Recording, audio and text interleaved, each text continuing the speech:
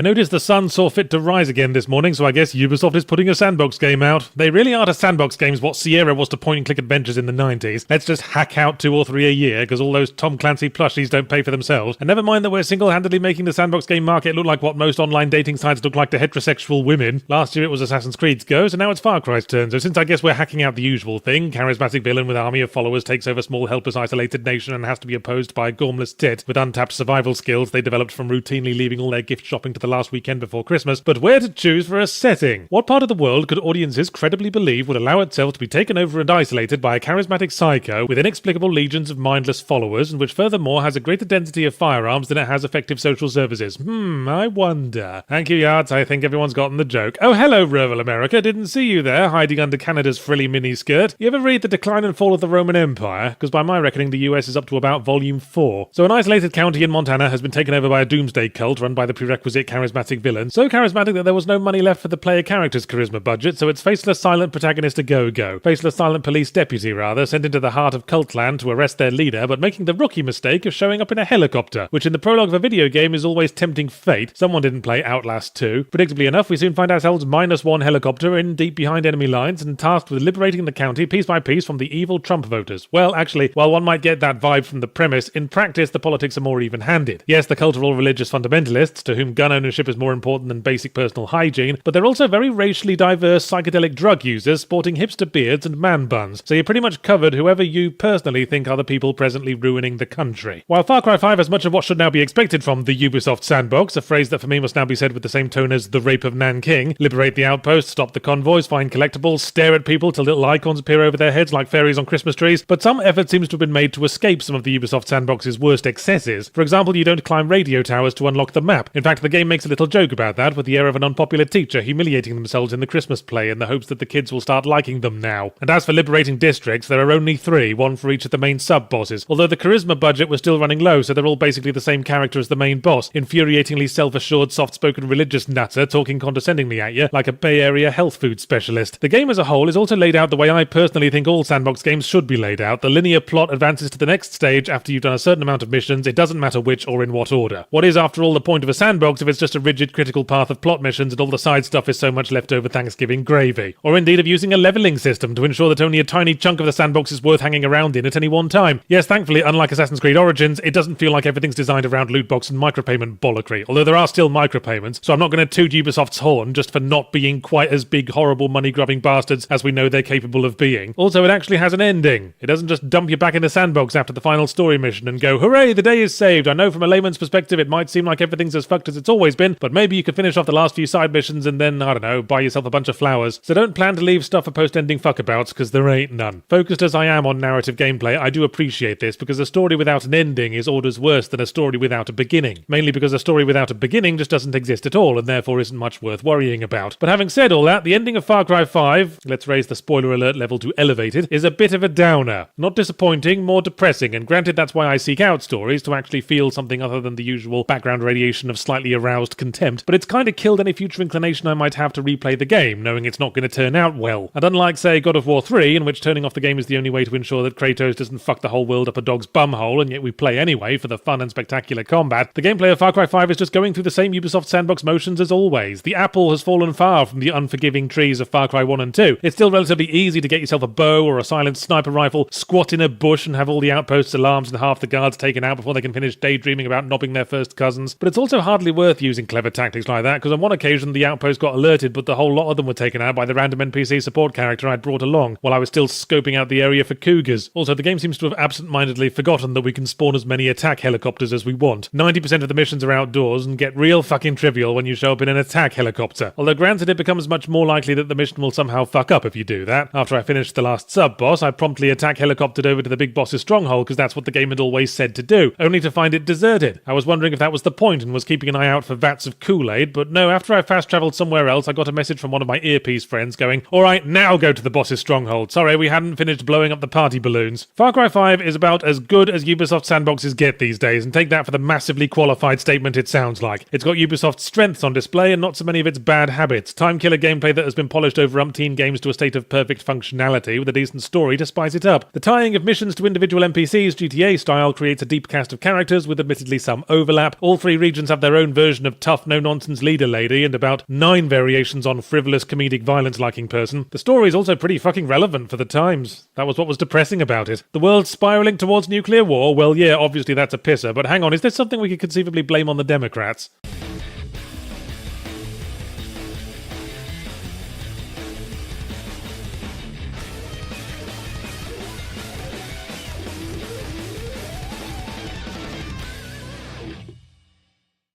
My latest book, Differently Morphous, is out now on audible.com as an Audible original, meaning audiobook first with print version further down the line, so get those ears unstuffed.